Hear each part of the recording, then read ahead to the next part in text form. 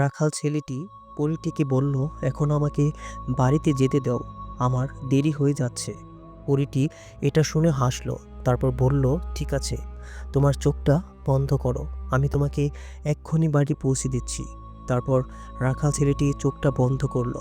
1 second, 2 second, হঠাৎ বাতাসের মতো গা ছমছমে একটা শব্দ।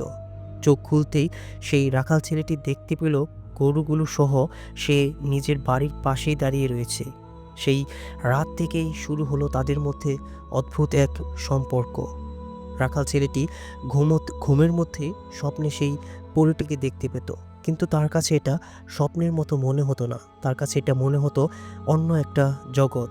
স্বপ্নে তারা হাঁটতো লাল রঙের ফুলে ভরা পাহাড়ি মাঠে। পরীটা হাসতো, কথা বলতো, তাকে নিজের জগতের নিয়মকানুন শেখাতো। একদিন রাখাল ছেলেটা ভাবলো এটা তার স্বপ্ন নয়, এটা অন্য এক পৃথিবীর সাথে সংযোগ। ধীরে ধীরে দুইজনের মধ্যে গভীর টান অনুভব হলো। তো বন্ধুরা, সম্পূর্ণ ঘটনাটি আমার ইউটিউব চ্যানেলে দেওয়া আছে, সেখানে গিয়ে আপনারা শুনে আসবেন।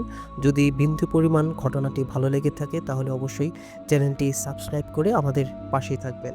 তো আজকে এই পর্যন্তই, টাটা।